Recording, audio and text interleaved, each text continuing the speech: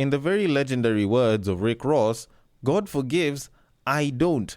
Even Hosea, who married a prostitute, I don't think this woman used to go and fuck around as much as this babe did. Like, my bloody word. And this guy was still like, have you asked God for forgiveness? And she's like, And then he's like, I still want you to be my wife. Like, what the fuck kind of BS is this? The royal penis is clean, Your Highness. Welcome to the Breakdown Podcast, where I talk about love, sex, and relationships from a guy's perspective, as well as a bunch of other guy shit. The man on the mic is a man who used to believe that bukkake was a Japanese form of martial arts. He is also a man that believes that astrology should have been the study of ass. It is none other than your tall, dark, and mildly handsome man, Sir Denver B. I have come through with nothing but talk of why it is that the dating market currently sucks. But, that's something that I intend on giving a little bit later. But all in all, thank you so much for listening. I hope you listen all the way till the end. And I know that I never really talk about the weather on my episodes and all, but with the kind of cold that we've been experiencing over these past couple of weeks, my word, being single sucks.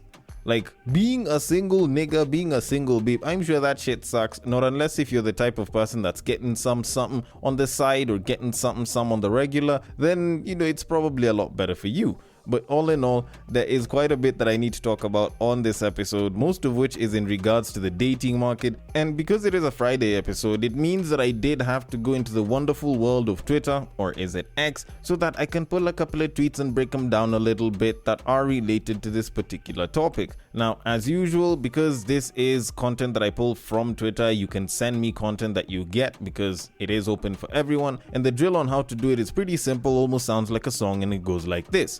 You see that tweet, you like that tweet, you want us to discuss that tweet, you send that tweet. You send it to the DMs of @BagakaTheD, which happens to be my personal X handle, and I will take it from there and I will handle it accordingly. If you happen to have seen it on a screenshot or a screen grab or on a reel, then the place to send it to on Facebook or on IG, it is @TheBreaktime_podcast for IG and @TheBreaktime_podcast for Facebook. The DMs are always open and I will take it from there and I will handle it accordingly.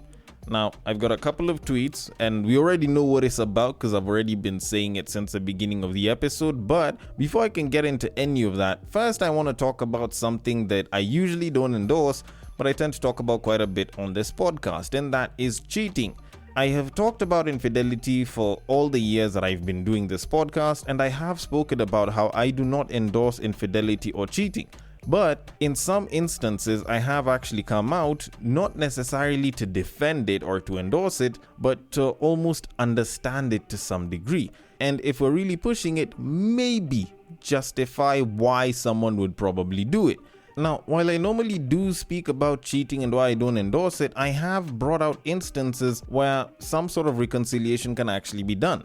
And there was a point in time when I actually did bring up the idea of a guy forgiving his babe for cheating on him, which is something that, guys, if you ask just about any guy out here, they will say that that is frankly a bad idea, if not the worst. You do not take back your babe after she has cheated, because you are going to be emasculated and you'll be treated like shit and your reputation's already fucked up, blah, blah, blah, and people will give all sorts of reasons. But I did come out and I was like, you know what? I think there could be at least one instance where it is that you should probably reconsider your decision and consider the idea that maybe you can forgive this babe and actually continue on with your relationship. Now, I know normally most guys would look at whatever the hell that I said as sacrilege. That is absolute bullshit. You are never supposed to do that. You are a simp and you are signing yourself up for premium tears and pain. But I still said it and I stuck to my guns and I've still stuck to my guns. The only thing is, I think people forget that sometimes you need to understand the instances why it is that you can actually make that decision and where it is well beyond you trying to make that decision and it's just an unsolvable situation. Now, I have a video of a babe who admitted to cheating on her partner multiple times, and I kid you the hell not, this is one of those instances where you're like, you know what, forgiving her, taking her back, not a decision that you should ever consider at this point. And I'd love to get into the details of it, but I can't do that not unless if I play the clip for you. So, without further ado, as we're dating, there was a time where I end up being pregnant. Not with him, of course, but not by him. I end up pregnant. I was like, okay, I don't know what to do. So then I ended up getting an abortion by myself, and it was the most horrible visit I've ever done. That moment where I was like, how did I get here? Like, I had this beautiful, wonderful man of God. I am pregnant and I have this abortion. I'm doing all this in secret. It was so heavy that I had to tell him. And when I tell him this last time, he's gonna break up with me. I broke his heart like 8 times. And then this is the last time. I'm like, there's no way he wants me back, ever. And then so we talk, and he said, well, did you ask God for forgiveness? I'm like, I did. Did you forgive yourself? I'm like, I don't know. Well, I love you and I still want you to be my wife. That was my moment that I felt God's mercy and grace for the first time ever. I'm gonna be very honest here. In as much as he's not my favorite rapper, and I wouldn't really like to quote him, in the very legendary words of Rick Ross, God forgives, I don't. What the fuck is all this shit? Like, how the hell is it that dude has been cheated on 8 times, and actually this is technically the 9th time, and the guy is still like, you know what? I still want you to be my wife. That is probably some of the biggest pile of bull I have ever seen or heard someone giving. And honestly, if it is true, I feel like this guy has probably held the largest L that has ever been created, because my word, like, I know I've said to the guys that if your partner cheats on you, then there's an instance where you can actually go and sit down and discuss it, and you can forgive and take her back. But this is not, never will it really classify as one of those situations. And honestly, like, you think about it, this is even beyond biblical proportions. Like, you all remember the story of Naaman, the soldier that had leprosy and he was told to go and bathe in a river? That nigga did it 7 times. Even Hosea, who married a prostitute, I don't think this woman used to go and fuck around as much as this babe did. Like, my bloody word. And this guy was still like, have you asked God for forgiveness? And she's like, and then he's like, I still want you to be my wife. Like, what the fuck kind of BS is this? Because when you think about the details, this babe cheated on this guy at least 8 times before, that we know of. And the truth of it is, it probably could be more, because the dude found out 8 times. The dude was heartbroken 8 times. So it could have definitely been more. Now, to add insult to injury on top of that, this 9th time, dude knows that Shorty was definitely doing it raw with another dude, which is why she got pregnant. And then after all those times, dude is still willing to take her back. At this rate, I don't know if dude is a cuckold, dude is a simp, or dude probably enjoys this shit. Because the confidence that a babe would have to not only go through it all of these times and be like, I don't think you'll take me back, but it's almost like you're trying to game it and then it still works out. And then you have the confidence to go and say it on a podcast that can be shared to the entire world.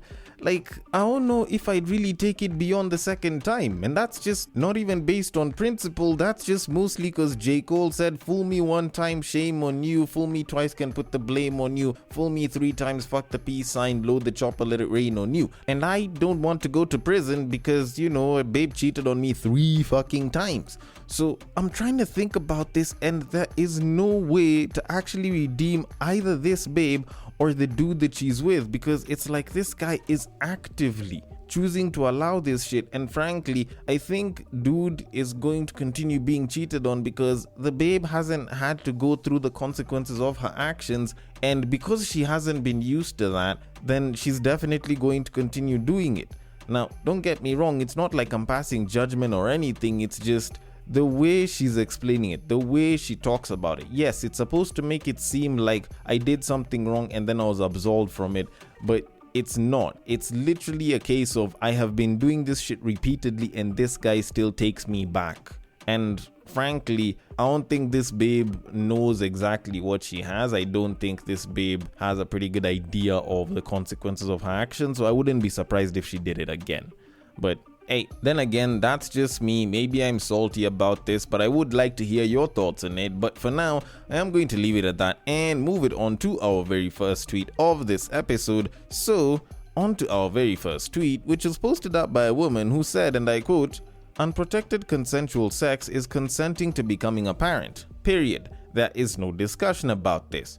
End quote. To which someone else decided to reply to it and said, and I quote, "Thank you for saying this, because why the discourse? You don't want kids and you want to have sex? Protect yourself accordingly." End quote. Now, the typical person on a normal day, on a normal instance, upon reading both of these tweets, would probably be like, well, yeah, that's true, that's pretty accurate and very self-explanatory. Except that, considering that I don't think I'm the typical person, and I usually talk about love, sex, and relationships from a guy's perspective, I have to disagree with this to a pretty good degree. Because in as much as people like to talk about protected versus unprotected sex, people forget that when it comes to sex, there's a trust factor in there that a lot of people never really like to acknowledge as much. Now, people will come up and they'll be like, oh, you should have put on a condom and shit. But considering that the condom is not the only form of contraception when it comes to sex, it does open up a can of worms, because in as much as people would like to be like, oh, you should have put on a condom, always use a condom, we need to acknowledge that, first of all, raw sex feels great. Some people would say twice as good as sex with a condom, because, sex with a condom can kill like 50% of the feeling and shit. But, still at the end of the day, it's pretty clear. Raw sex feels great. So when a babe tells you it's fine, we can do it raw, I'm on safe days, or I'm gonna take the pill afterwards, or I'm on some form of contraception, then of course it is going to seem like a very attractive idea. Now, don't get me wrong, it's not like pregnancy is the only problem. There's STDs and STIs, and people should get tested. That is a fact. That is something that people should do regularly the more you have sex, and the more you have sex with multiple people. But when it comes down to it, even though you include a condom, there's a certain element of trust that you need when it comes to having sex. Now, of course, using a condom means that yes, you can see the contraception right then and there, and you can see it working right then and there, because the penis is outside of the body and that's how it'll work. But when you look at the other forms of contraception that women use, most of them, they can say that they've done it or they've taken it, and yet they haven't done shit, and you just have to trust that they have.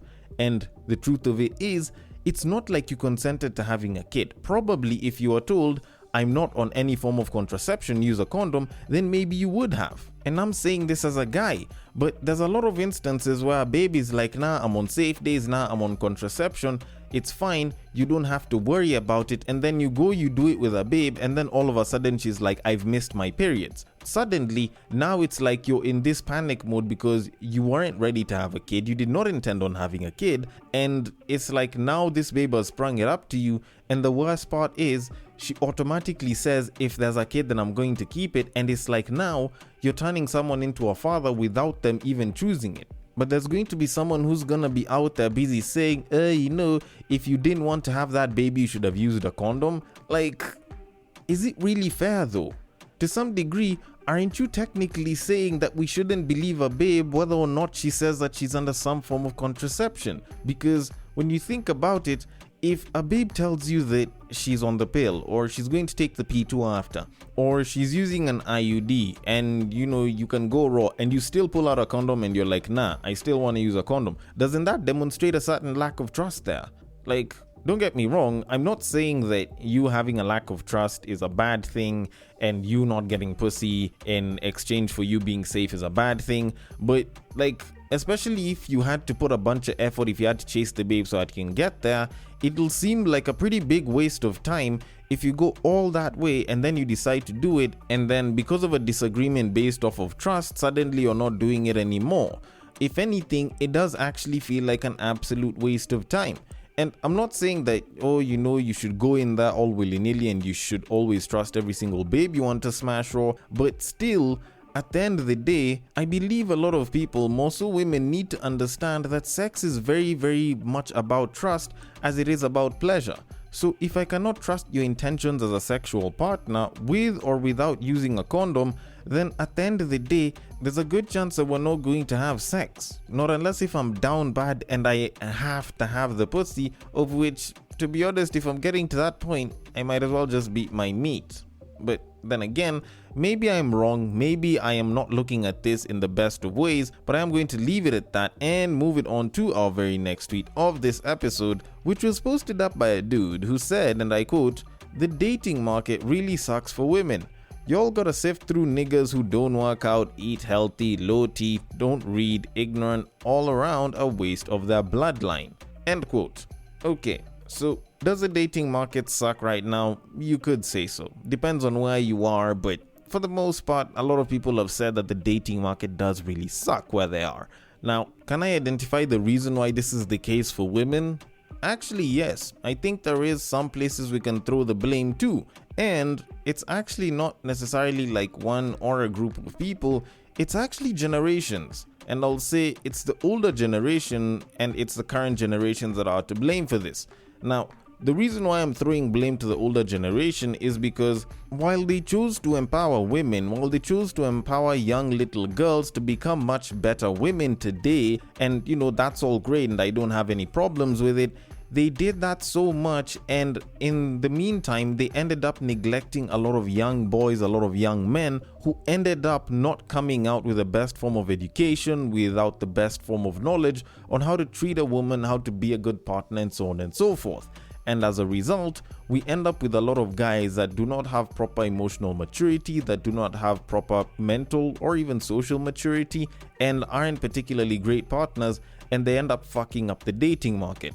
Now, of course, there are a couple of few guys that may have been taught well, that may have learned over time to become particularly good people, but it's not like that in bulk, and it's not like they are easily findable.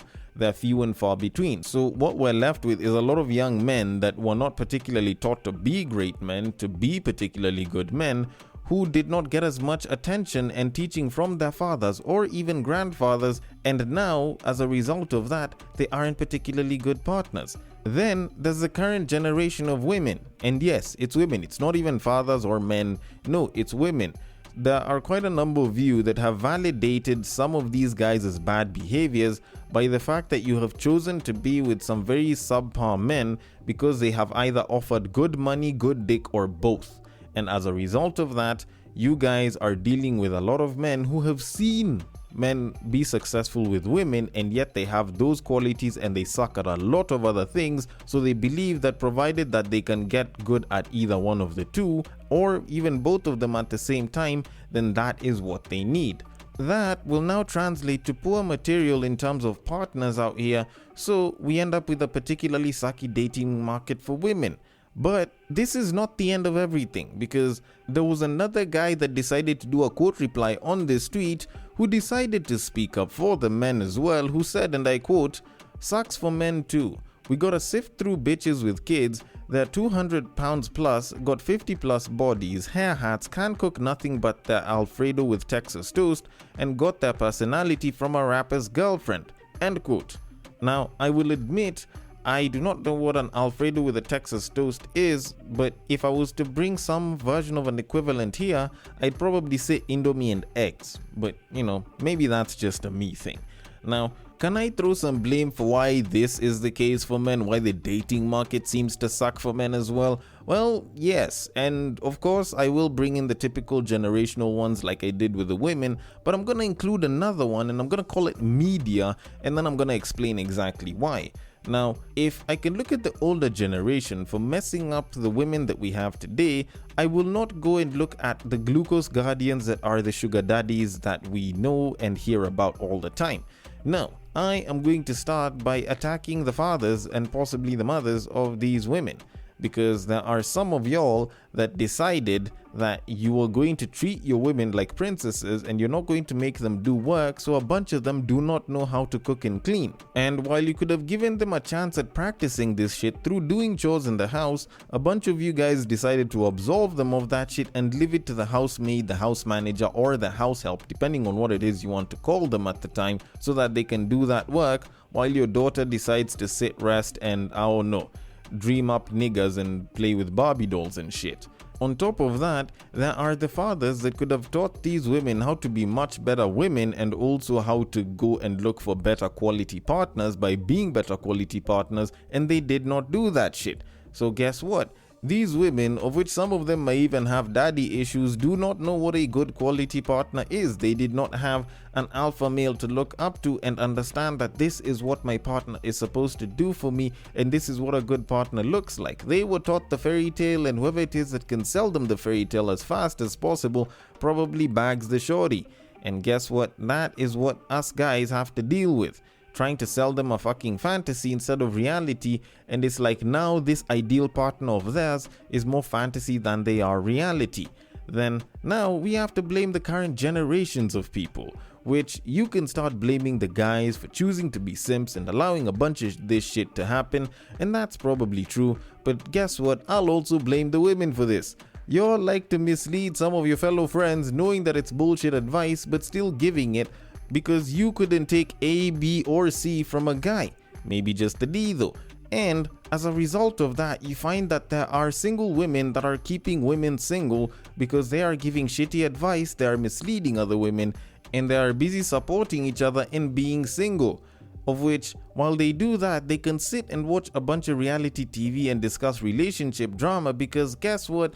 This is where the media gets to step in. Whether it's social media busy feeding people a bunch of fantasies of what a lifestyle and what a true man is supposed to be like, or whether it's TV shows and series and movies that show what a guy is supposed to do for a woman, which can sometimes be way more fantasy than reality, but because women tend to make up a good amount of the controllers of disposable income in households, and because trying to sell them the fantasy of beauty and the fantasy of what a real baby is supposed to be, then they can get a bunch of women to spend a bunch of money on them. And the unfortunate reality is that this also ties in the men of our current generation who will, instead of treating the woman that will cook for them, clean for them, and be this ideal version of a partner for them, will go for the babe with the fake lashes, the short dress, and possibly the exposed thighs at the club because she looks good for the while, so he can spend a bunch of bands on bottles for her and renting her a room and shit, instead of putting some money into making the actual babe that is proper wife material look and feel good so that she can continue doing what she's doing with a bold set of happiness on her face. Although, then again, I might be wrong about any or all of this shit, so I want your thoughts on it. The DMs are open. On X, it is at BagakaTheD. On Facebook and on IG, it is at The Breaktime Podcast and The Breaktime_podcast, respectively. I'm still looking forward to your vote for the 2024 APVA nominations for the relationship and comedy podcast category, so I'm hoping that you're still dropping them votes. Thank you so much for listening all the way till the end, and I will catch you guys on the next break. But what I believe is that if you put a pastor and a prostitute in one room, one is likely to convert the other.